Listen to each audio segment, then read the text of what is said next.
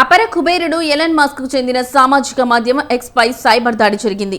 దీంతో అనేక దేశాల్లో ఎక్స్ యూజర్లు తీవ్ర ఇబ్బందులు పడ్డారు. కాగా ఈ సైబర్ దాడి వెనుక ఉక్రెయిన్ ఉండొచ్చని ఎలన్ మస్క్ అనుమానాలు వ్యక్తం చేశారు.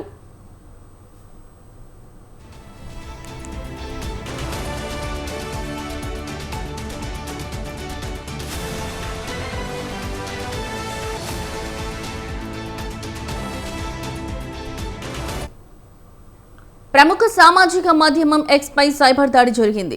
ఎక్స్ అధినేత ఎలన్ మస్క్ ఈ విషయం వెల్లడించారు. అయితే ప్రతిరోజు తనకు చెందిన సోషల్ ప్లాట్ఫామ్ ఎక్స్ పై కొంతమంది వ్యక్తులు లేదా కొన్ని దేశాలు సైబర్ దాడి చేస్తూనే ఉన్నారని ఎలన్ మస్క్ ఆరోపించారు. కాగా తాజా సైబర్ దాడి వెనుక ఉక్రెయిన్ ఉందన్న అనుమానాలు ఆయన వ్యక్తం చేశారు. దాడికి సంబంధించిన ఐపీ అడ్రస్ లో ఉక్రెయిన్ కు చెందినవిగా ప్రాథమిక సాక్ష్యాధారాలను బట్టి తెలుస్తోందన్నారు మస్క్. అయితే ఖచ్చితంగా సైబర్ దాడి ఎలా జరిగిందో తాను చెప్పలేనన్నారు. ఇప్పటి వరకు అందిన సమాచారం ప్రకారం ఒకే రోజు ఎక్స్ సామాజిక మాధ్యమం 3 సార్లు డౌన్ అయింది.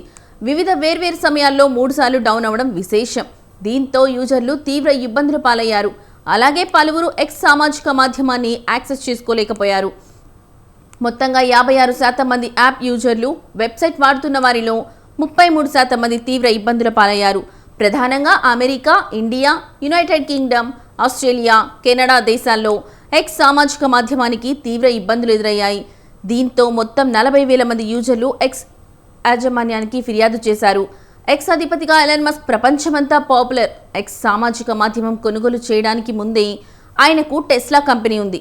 టెస్లా కార్లు యావత్ ప్రపంచంలోనే పాపులర్. ఇదిలా ఉంటే ఎలన్ మస్క్ అమెరికా అధ్యక్షుడు డొనాల్డ్ ట్రంప్నకు అత్యంత సన్నిహితుడు.